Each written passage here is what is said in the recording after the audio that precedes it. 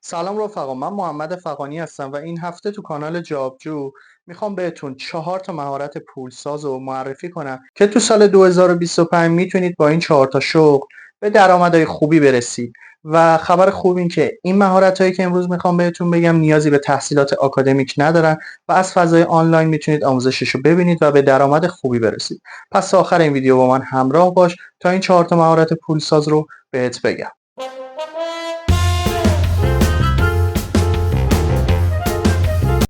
خب قبل از هر چیز میخوام ازتون عذرخواهی کنم بابت اینکه ادیت ویدیو قبلی خراب شد، ولی محتوا در دسترس هستش. فقط یه سری از قسمت هایی که من یه سری عکس به تصویر اضافه کرده بودم اون تصویرها سیاه افتاد، ولی محتوای ویدیویی که میخواستم بهتون بگم کامل در دسترس هستش و میتونید اون ویدیو رو ببینید. خب برسیم به ادامه ویدیو. اولین مهارتی که میخوام بهتون معرفی کنم مشاور بازاریابی دیجیتاله.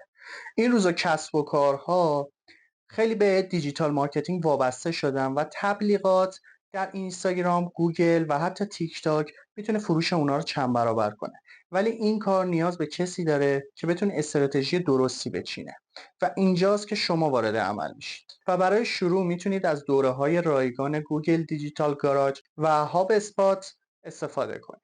میتونید برید اولش پروژه‌های کوچیک بگیرید از دور و بریای خودتون، دوستان، آشنایان، یا از فضای مجازی بتونید برای خودتون مشتری جذب کنید و پروژه‌های کوچیک رو شروع کنید و یواش یواش بتونید پروژه‌هاتون رو بزرگ کنید. یه مشاور حرفه‌ای تو ایران میتونه بین 30 تا 50 میلیون تومان ماهانه درآمد داشته باشه و از طرفی میتونید برای مشتریهای غیر ایرانی هم کار کنید اگر زبان انگلیسی و عربیتون خوبه.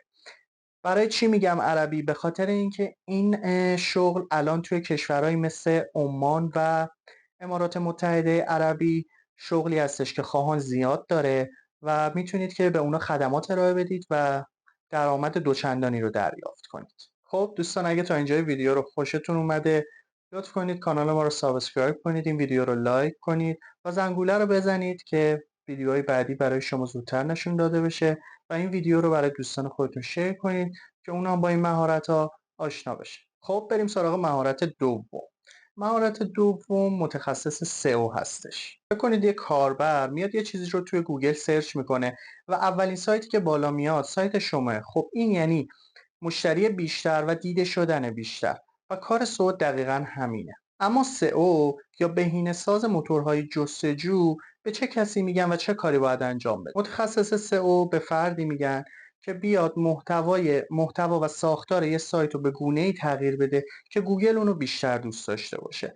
ولی سئو فقط و فقط مختص گوگل نیست و میتونید از اون توی یوتیوب و اینستاگرام و تیک تاک هم استفاده کنید. کلا هر متن یا هر محتوایی که میخواد توی فضای مجازی دیده بشه نیاز به سئو داره و سئو یکی از مهارت‌های فوق‌العاده پولساز چه در ایران و چه در خارج از ایران هستش. به گونه‌ای که من حتی چند وقت پیش به یکی از دوستان خودم پیشنهاد کردم که بره دنبال این تخصص و در زمینه سئو یه متخصص خوب بشه، چون سئو نیازی نیستش که شما برید دنبال کار بگردید و کارهای فریلنسری میتونید شروع کنید و اولش کار پیدا کردن زیاد سخت نیست. فقط کافیه که شما یک مدرک خوب و یک رزومه خوب داشته باشید که مدرک خوب رو میتونید از سایت های مثل مزو که دوره های رایگانی هم برگزار میکنه در این زمینه برید و دوره هاش رو ببینید و از طرفی میتونید برید توی سایت های فریلنسری اول پروژه های رایگان کوچیک بگیرید و برای خودتون یه رزومه خوب و قوی بسازید. بعد میتونید چه تو سایت های فریلنسری داخلی و چه فریلنسری خارجی پروژه بگیرید و کسب درآمد خوبی داشته باشید. و یادتون باشه درآمد سئو خوبه ولی یادگیری صبر زیادی میخواد. خب مهارت سوم تولید کننده محتوا هستش. شما دارید این ویدیو رو میبینید چون من دارم یه محتوایی رو تولید میکنم و اصلا هم تو حرفه‌ای نیستم.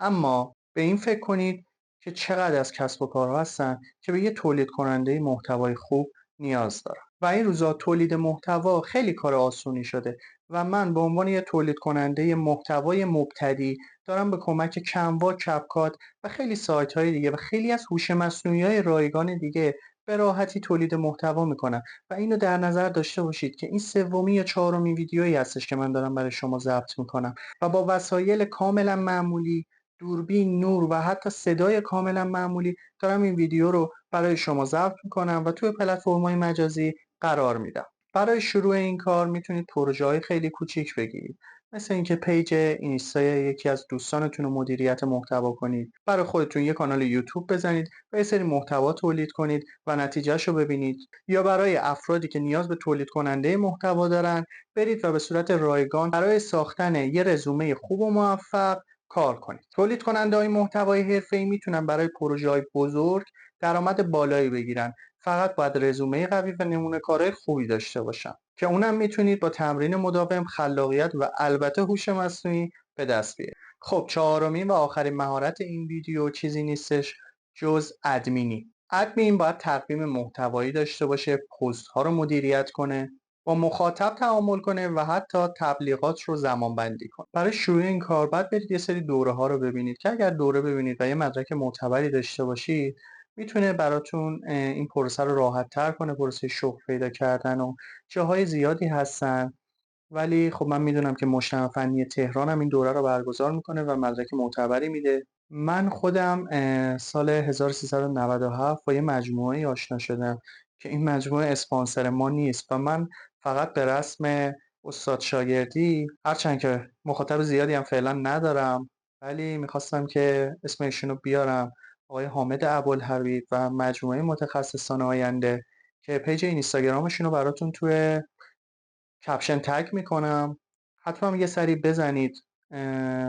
محیط مناسبیه و آموزش ها به صورت حضوری هستش. بچه اینکه آموزش حضوری ببینید خیلی چیز مهمیه. این پکیج های آنلاینی که الان میفروشن به خاطر اینکه شما با اون استادی که داره بهتون درس میده تعامل کافی رو نداری، ممکنه که اون بازدهی لازم رو نداشته باشه.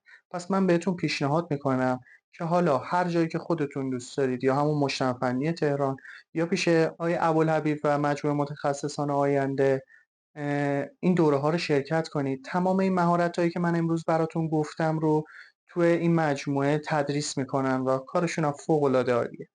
خب از بحث دور نشیم. برای کار گرفتن در این زمینه شما میتونید برید از پیج‌های کوچیک شروع کنید یا یه پیج برای خودتون بالا بیارید و به عنوان نمونه کار روی اون پیج فعالیت کنید. بچه‌ها ادمینی فقط مختص این اینستاگرام نیستش و یوتیوب، تیک تاک و خیلی از شبکه‌های مجازی دیگه که من نمیدونم و شما بهتر میدونید نیاز به ادمین دارن. حالا شما تصور کنید ادمینی باشید که سئو بلده، تولید محتوا بلده و میتونه یه پلن دیجیتال مارکتینگ خوب بنویسه. فکر کنید که این آدم میتونه چه درآمد بالایی داشته باشه. خود ادمینی من قبل از این ویدیو داشتم توی سایت های فریلنسری چک میکردم، ماهانه مینیمم 30 میلیون درآمد دارن برای پیجا و صفحات بزرگ این اینستاگرام. پس همین الان شروع کنید و یکی از این مهارت ها یا هر چند تایی که در توانتون هست رو یاد بگیرید و به پول و درآمد زیادی برسید. تا اپیزود بعدی، خدا نگهدار.